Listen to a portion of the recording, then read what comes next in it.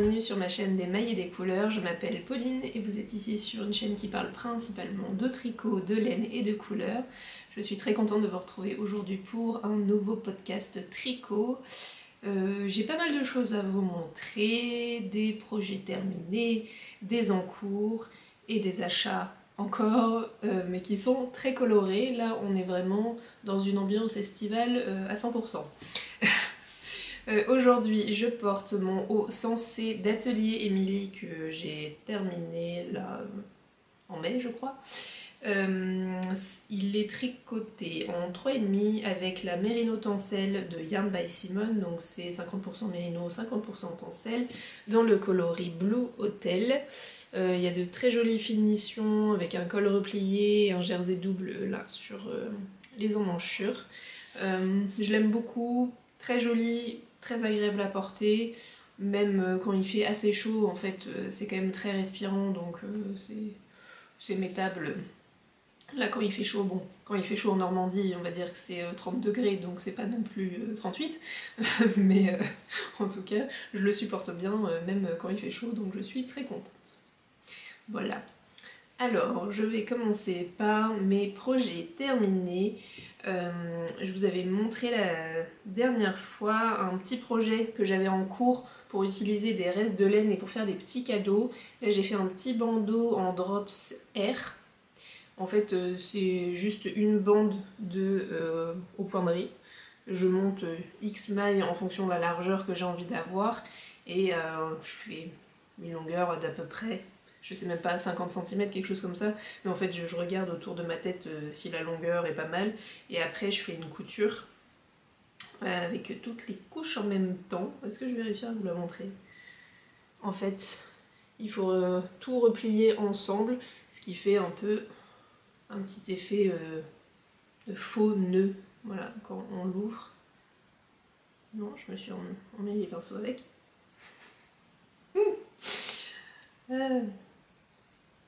Voilà, ce qui fait un bandeau tout simple, avec un petit twist, avec la couture comme ça. Voilà, j'aime bien avoir des petits stocks de cadeaux au cas où. Bon, forcément, c'est pas des cadeaux à faire en été, parce que là, on n'a pas envie de se mettre de la drop serre sur la tête. Mais en tout cas, ça fonctionne bien. Là, on est sur le coloris 37. Dans une pelote, j'ai de quoi faire 2 bandeaux. Et puis, il m'en reste encore un peu à la fin. Mais donc voilà, ça fait des petits cadeaux faciles à faire, tout à fait accessibles financièrement parlant aussi, et j'aime bien utiliser aussi des restes que je peux avoir comme ça. Voilà. Ensuite, j'ai enfin fini mon deuxième Cumulus Tee de Petite Knit. Le Cumulus Tee de Petite Knit, c'est un t-shirt qui se tricote du haut vers le bas en aiguille 3 et qui a des finition en I-cord.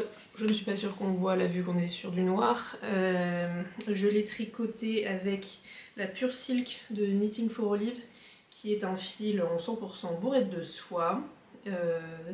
Super agréable à porter là aussi au moment des fortes chaleurs. Alors il peut se détendre un petit peu au cours de la journée, mais sinon quand même il se porte très bien, très agréable à porter, très léger parce que j'ai utilisé 172 grammes de fil, donc c'est vraiment pas beaucoup. Voilà, c'est très léger à porter et je suis contente d'avoir un haut noir qui est facile à porter, voilà, un peu tous les jours, même au boulot. Donc ça c'est cool. Il était un peu long à faire parce que voilà, en aiguille 3 c'était un peu long, mais super agréable à porter. J'étais justement un peu en questionnement par rapport à ce fil qui au départ paraît un peu rêche et qui n'a pas un fini régulier, mais vraiment très agréable à porter même en temps de forte chaleur. Donc si jamais vous voulez vous faire des petits tops d'été avec des toutes petites aiguilles, ça fonctionne très bien. Après j'ai pas essayé en double. En double je pense qu'on pourrait tricoter quelque chose en aiguille 4.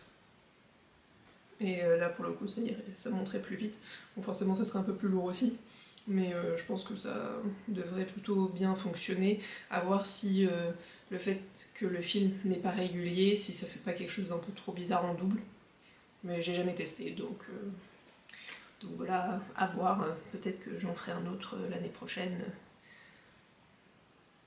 en double pour tester. On verra. Et sinon, alors, la dernière fois, j'ai été en grand questionnement sur quel était le prochain tricot que j'allais commencer après justement ce Cumulus Tea. J'avais plusieurs projets que je voulais monter dans des couleurs vraiment qui pètent et tout ça.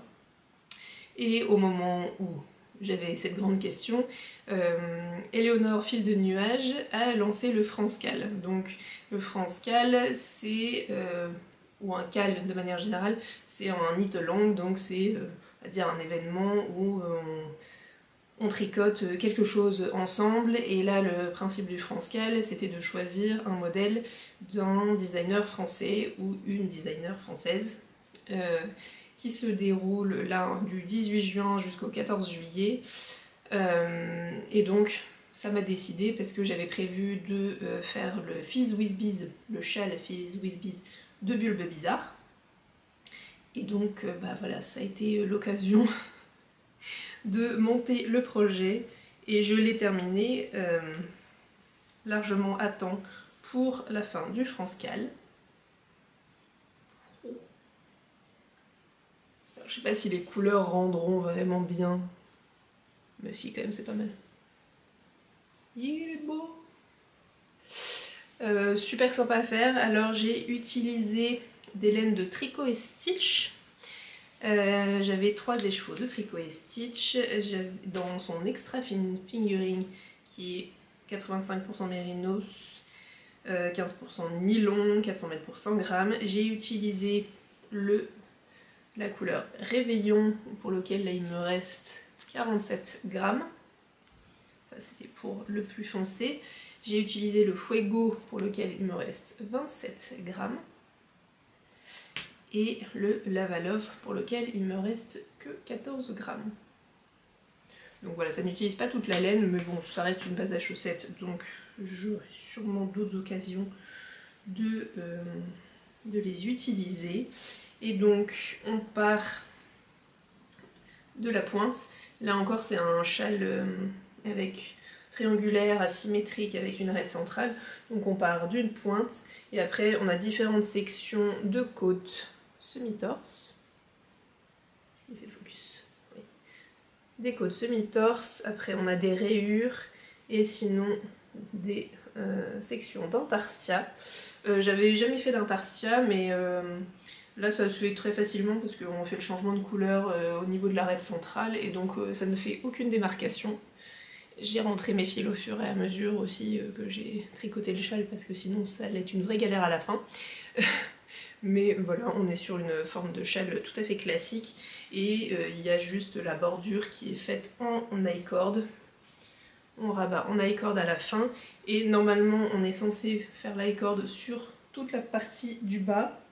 Et je me suis arrêtée après la pointe parce que ce que je faisais c'était pas joli, j'allais perdre de l'élasticité de ce côté là au niveau de la bordure et donc vu qu'on faisait l'I-cord dans la couleur des sections en côte demi-torse, je me suis arrêtée au niveau de la pointe, au niveau des côtes demi-torse. Voilà, je suis pas allée plus loin pour l'I-cord parce que vraiment j'ai essayé et déjà c'était pas facile à faire. Mais en plus c'était pas joli, vraiment je sentais que c'était trop serré, j'allais perdre de l'élasticité et donc c'était pas terrible. Mais je suis trop contente du résultat et des couleurs. Bon, malheureusement là il fait un peu chaud pour porter ça, mais je suis trop contente. Donc voilà, c'était la bonne occasion pour le France-Cal. Je suis même en 100% français parce que c'est un modèle d'une designer française et des laines d'une créatrice française aussi. Donc on est encore plus dans le thème.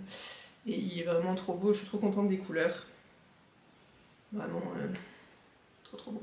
Là je vais pas le porter sinon je vais avoir trop chaud, mais vraiment canon. Normalement il est recommandé de le faire avec des couleurs qui sont plus tranchées entre elles pour qu'on voit vraiment bien différence au niveau des rayures, etc. Moi j'aime bien quand les couleurs sont vraiment harmonieuses et se fondent bien entre elles parce que c'est quand même plus facile à porter après. Là j'avais fait mon color block qui part du vert en passant par le orange et qui finit sur du mauve. Bah en fait c'est pas facile à porter. Si on est sur une tenue dans des couleurs très neutres, ça va. Mais il y a quand même beaucoup de couleurs dessus, donc c'est pas forcément plus facile à porter. Alors que là, au moins, je suis sur une dominante, quand même au niveau des couleurs. Et donc ça sera plus facile à porter, je pense. Voilà. Et il est monté tout seul, je l'ai fait en aiguille 3,5. Je sais plus si c'est des aiguilles recommandées.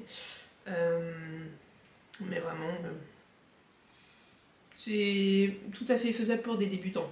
Si vous voulez faire un grand châle à 3 écheveaux, voilà, et que vous n'avez pas encore eu tellement l'occasion de tester des châles dans ce format-là, vraiment pas de difficulté particulière. Il est très bien expliqué par Pauline dans le patron. Ça fonctionne très bien. Et on s'ennuie pas parce que voilà, il y a pas mal de variétés au niveau des sections. Vu qu'on alterne pas mal les couleurs et les types de sections, on n'a pas l'occasion de s'ennuyer, donc super sympa. Voilà pour ma participation au France-Cal organisée par Éléonore, fille de nuage. Si jamais vous l'aviez raté sur les réseaux. Voilà pour mes tricots terminés. Nous allons passer sur mes encours.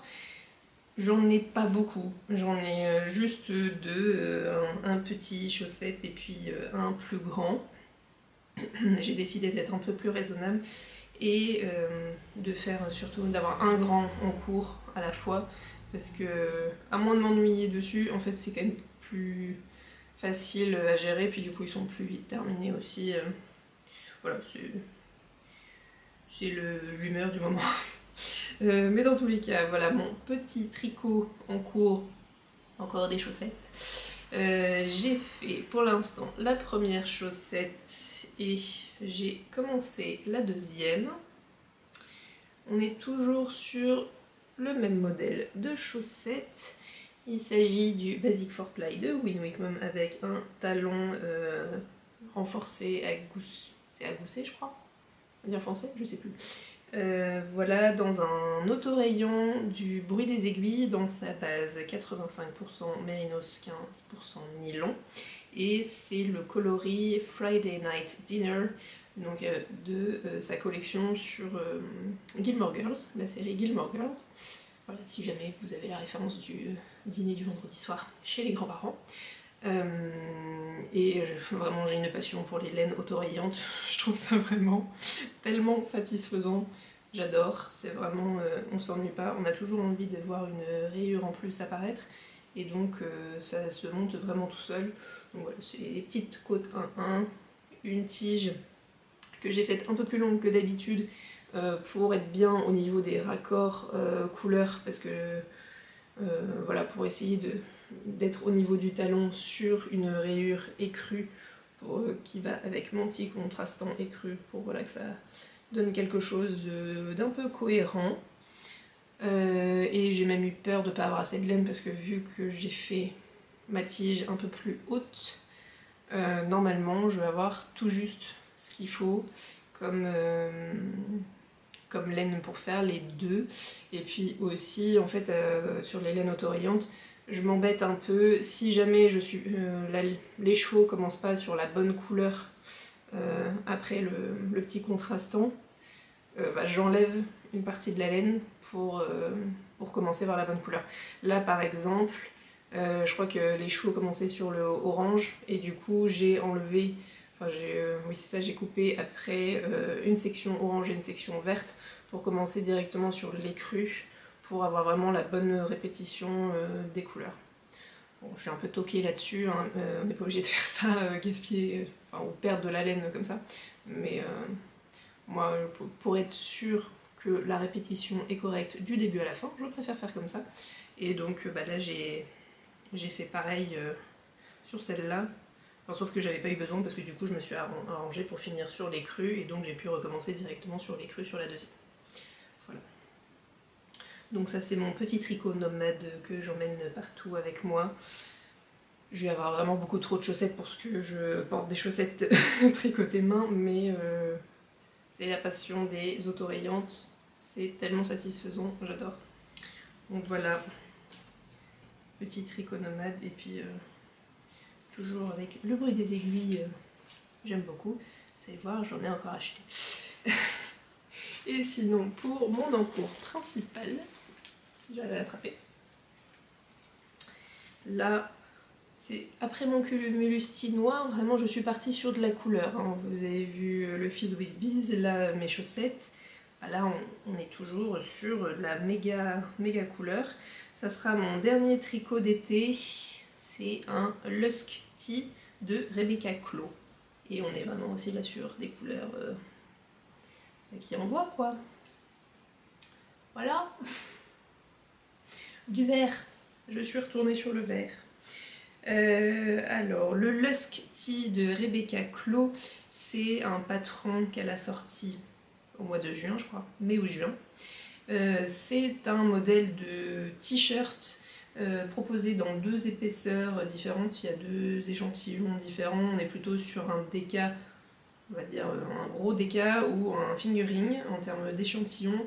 Moi j'étais pas du tout bon au niveau de l'échantillon, donc j'ai complètement bidouillé. C'était soit 17 mailles, soit 24 pour 10 cm. Moi je crois que j'étais à 20 ou 21, donc bon, j'étais vraiment pas bien. Mais donc je suis partie sur, je crois, la version déca dans une taille au-dessus, ou même 2 tailles au-dessus, pour réussir à être à peu près bien sur l'échantillon. Je l'ai essayé et normalement ça me va. Il sera peut-être un peu plus large que ce que j'aurais voulu au départ. Mais voilà, mon calcul a fonctionné, normalement il sera mettable.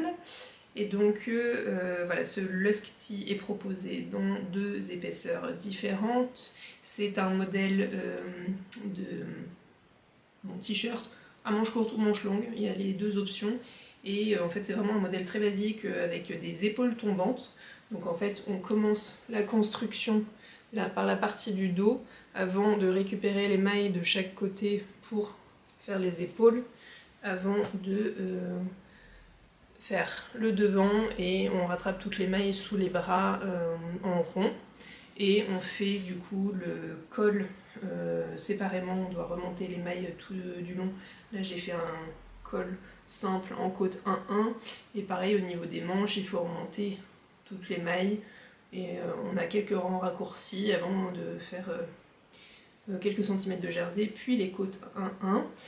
Et là je le tricote en double avec la Knitting for Olive coton mérino. Le coloris, c'est le coloris Clover Green, donc vert trèfle. Très joli vert, vraiment qui pète. Et donc là on est en double, je viens de commencer les pelotes numéro 5 et 6.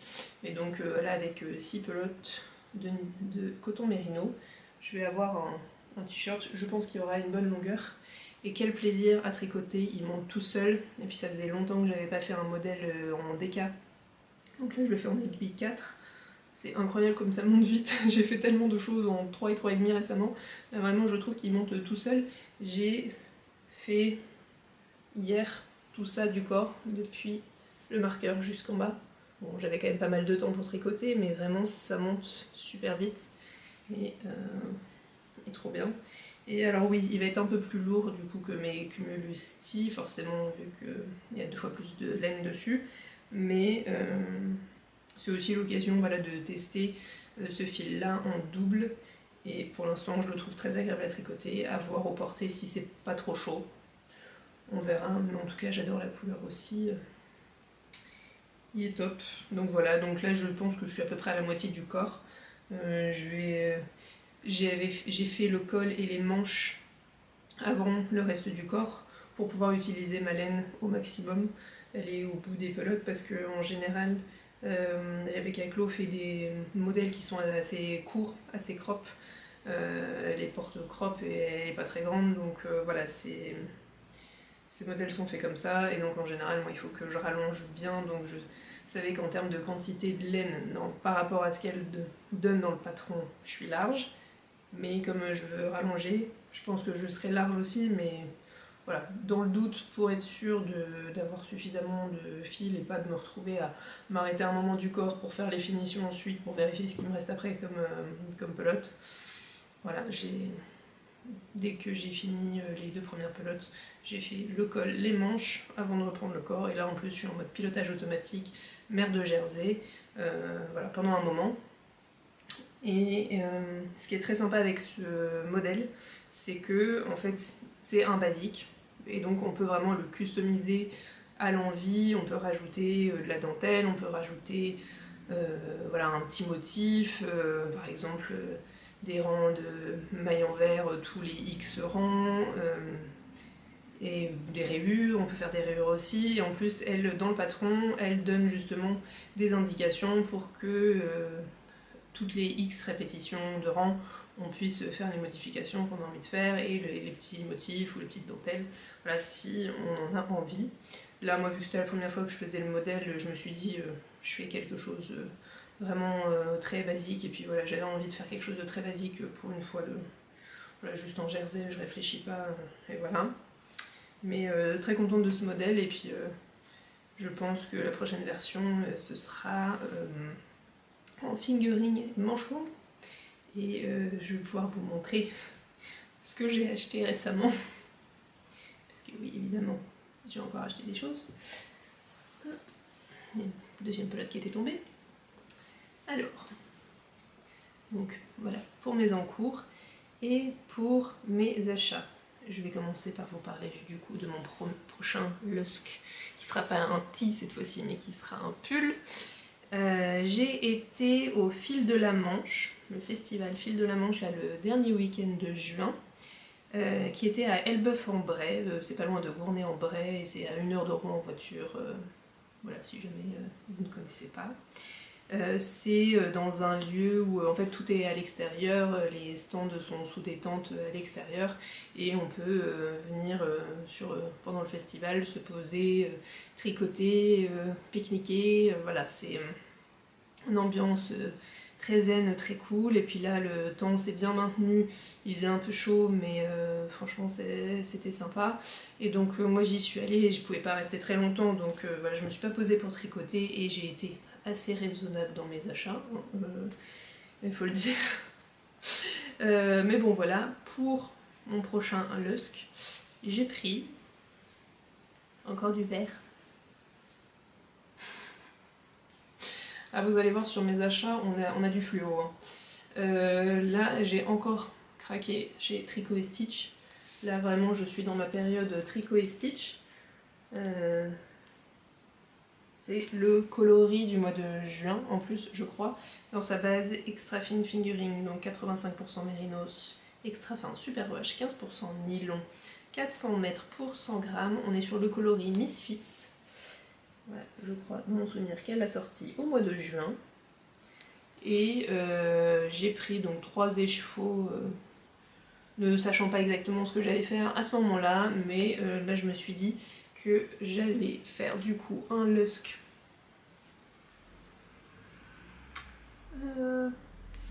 version manche longue, et je pense, vu que c'est un modèle basique comme je vous disais, qui permet de faire des rayures, ou en tout cas d'ajouter un peu de fantaisie si on en a envie, je pense utiliser mes restes de mon Fizz Whiz Biz avec, pour soit par exemple sur les côtes du corps ou les côtes du col, peut-être faire quelques rayures par exemple en bas du corps ou en bas des manches. Voilà, je sais pas si j'utiliserai les 3 couleurs qui me restent du Fizz Whiz Biz ou juste une, je verrai en fonction de mon humeur, mais les 3 couleurs iraient très bien avec le vert fluo, et donc à voir si je m'amuse pas aussi pour utiliser les restes à faire des petites modifications, voilà, sur le modèle. Je pense dans tous les cas au moins le col le faire dans une autre couleur, ou au moins toutes les côtes je pense, et faire dans une autre couleur, histoire de varier un petit peu. Mais voilà, avec ce qui me reste, j'ai vraiment la possibilité de m'amuser et de varier un peu les couleurs. Voilà, c'est ça l'idée. À voir si ça change pas, ou si j'ai pas d'autres restes finalement que je voulais utiliser, parce que je pense faire mon pull, je sais pas si vous verrez, là derrière j'ai le coloris velours de Bulbe Bizarre avec lequel je veux faire un pull en jacquard. Je pense que je le ferai avant et je me suis dit si j'ai des restes aussi, là, le violet et le vert fluo ça irait très bien avec. Donc ça peut être aussi utiliser ces restes là parce que c'est la même base de laine. Voilà, mais dans tous les cas, voilà mon butin du fil de la Manche qui est très raisonnable. J'y étais allée sans avoir forcément d'idée particulière de ce que je voulais faire. Et donc j'ai fonctionné au coup de cœur. Et donc voilà, c'était les coups de cœur du fil de la Manche. Continuons sur du fluo. J'ai reçu en plus là tout juste hier ma commande que j'ai passée, je sais pas comment on le prononce, mais c'est Créalien Design, à mon avis ça se dit pas comme ça, Créaline. C'est une marque néerlandaise, c'est une créatrice néerlandaise, et là on est sur des kits chaussettes pour faire des chaussettes arc-en-ciel. Voilà, je vous encourage à aller voir sur Instagram ce que ça donne.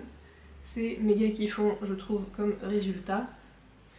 Et c'est une amie qui tricote aussi, qui m'a parlé de cette créatrice et qui attendait depuis un moment son réassort. Et là, elle a fait un réassort en début de semaine et de ses laines. Et du coup, je me suis dit, c'est l'occasion. Je sais pas du tout quand je les ferai, mais on verra ça. Et donc, c'est Rainbow Fever et Rainbow Breeze. Donc c'est un kit avec 50 grammes et le mini de 20 grammes.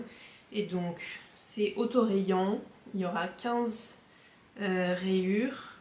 Et là on est dans sa base Smooth Sock Fingering Weight en 75% Merino Superwash, 25% nylon. Voilà pour les deux. Elle faisait aussi des kits avec des échos de 100 grammes. Moi je me suis dit c'est juste pour faire des chaussettes, je pense pas que je les mettrai dans autre chose. Et donc j'ai pris un kit de chaque, voilà, de 50 grammes. Passion autorayant, là encore quand tu nous tiens. Mais c'est surtout là pour vraiment avoir tout un arc-en-ciel. Finalement il y en a très peu qui font tout arc-en-ciel. Mais en même temps là c'est qu'il y a 15 couleurs différentes. À la suite c'est énorme en fait en termes de teinture. Ça doit être très très long de faire les 15 couleurs différentes. Voilà, donc on est sur du méga fluo. Je trouve ça super sympa. Et la laine a l'air assez dodue, même pour une 75-25. Et ça a l'air assez doux aussi. Donc il va falloir que je trouve un autre modèle de chaussettes, ou en tout cas un autre modèle de talon, pour réussir à faire une suite des rayures qui soit cohérente. Je pense que là il va falloir que j'apprenne à faire des talons en rang raccourci. Qui doit pas être très compliqué, mais juste voilà, je pourrais pas prendre mon modèle de chaussettes habituel pour que voilà, il n'y ait pas de démarcation bizarre au niveau des rayures, ça serait dommage. Je pense que les modèles qu'elle met sur son site et sur Insta, c'est avec un talon en rang raccourci, et donc je pense qu'il faudrait que je fasse la même chose pour que l'arc-en-ciel soit vraiment respecté au mieux et qu'il soit le plus joli possible. Voilà. Et sinon, toujours passion autorayant. Cette fois-ci, du bruit des aiguilles. Le bruit des aiguilles, il y a tous les mois un club mystère. Alors soit on peut s'abonner et le recevoir. Il y a différents formats, je crois. Il y a l'autorayant en 50 grammes, celui en 100 grammes, et il y a aussi le varié. Je crois on peut s'inscrire par exemple sur une période de 3 mois, quelque chose comme ça, voir sur son site. Ou alors on peut le prendre à l'unité si on aime bien le mood board. Et là moi j'ai du coup commandé celui de juillet qui était sur le thème d'Avatar. Et voilà ce que ça donne. On a le petit contrastant du coup de 20 grammes qui s'appelle Avatar aussi. Il n'a pas de nom particulier. Et sinon l'autorayant, qui du coup a du rose, du mauve et 2 tons de vert d'eau, vert. Voilà, donc c'est le bruit des aiguilles, le coloris mystère de juillet 2025. Voilà, j'étais très inspirée par ce mood board, et puis je me rends compte encore que je me retrouve avec du rose et du vert canard. J'ai vraiment un problème avec ces couleurs. Je mets partout du vert canard et du rose. Bon, après là ça change un petit peu, c'est du rose un peu plus Barbie et du mauve. C'est pas forcément des couleurs que je porte ou j'utilise facilement. En général les roses c'est plutôt style vieux rose, ou alors là on part sur du très flashy, alors que là on est plutôt sur un rose, plutôt ouais, un rose pâle ou un rose Barbie quoi. Mais donc voilà, ça change un petit peu de ce que j'ai l'habitude de prendre, enfin seulement au niveau du ton rose. Mais voilà, j'aimais bien le mood board, donc je me suis dit que j'allais essayer. Et en fait c'est une précommande, donc les précommandes sont au début du mois et vous recevez 3 semaines ou un mois après les écheveaux. Voilà, c'est un système de précommande assez classique. Donc voilà pour mes achats. J'ai pas prévu d'en refaire prochainement, mais bon, on sait jamais. Là au moins les kits chaussettes ça va, ça pèse pas trop lourd dans le bilan mensuel. Mais bon, on n'est jamais à l'abri d'un autre craquage. Quand je vois les magnifiques couleurs qui sortent chez les teinturières tout le temps, c'est pas facile de résister. Mais bon voilà.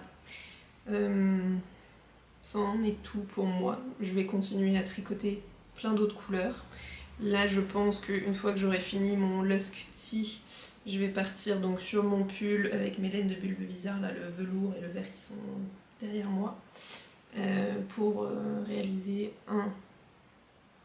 Je crois que c'est le Hinterland de Knit Love Wool, c'est ça que j'avais dit, je crois qu'il s'appelle comme ça. Donc là je vais repartir sur des pulls. Ça fait un moment que je suis sur les tricots d'été. Là je fais le dernier tricot d'été et ça y est, je suis en mode j'ai envie de repartir sur des pulls. Ça fait longtemps que je me suis pas fait un pull. Et donc je vais repartir sur les pulls avec mon Hinterland. Et ensuite je pense que ça sera avec cette laine là. Et puis j'ai toujours un projet de châle aussi que j'aimerais bien faire. Même j'ai 2 châles que je voudrais faire à l'automne. Donc voilà, il y a toujours plein d'idées, ça c'est pas un problème. Le problème c'est d'avoir suffisamment de temps pour aller au bout de toutes ces idées, mais c'est vrai que là il y a les vacances d'été qui arrivent bientôt, donc je pense que voilà, je vais en profiter aussi pour prendre le temps de bien continuer sur mes tricots. Et puis l'avantage quand il fait chaud, c'est qu'on n'a pas envie d'aller s'activer dans tous les sens, et donc finalement, tricoter c'est bien quand il fait chaud. Voilà. En tout cas, ça fait pas ralentir mon rythme de tricot. J'ai aucun problème avec le fait de tricoter de la laine en été. Je sais pas pour vous, mais bon, je pense que du mohair, ça serait plus difficile. Je pense que là, le mohair, j'aurais plus de mal. Mais tant que c'est un fil lisse, pas de problème, quoi. Voilà. C'est tout pour moi pour aujourd'hui. Merci beaucoup d'avoir regardé cette vidéo jusqu'au bout. Merci beaucoup pour votre soutien sur ma chaîne. Et je vous souhaite de très beaux tricots et un très bel été, de belles vacances si jamais vous avez des vacances. Et puis moi je vous retrouve bientôt dans une prochaine vidéo pour vous montrer tous mes tricots. Voilà, je vous souhaite une très belle journée et un bon tricot. Bye!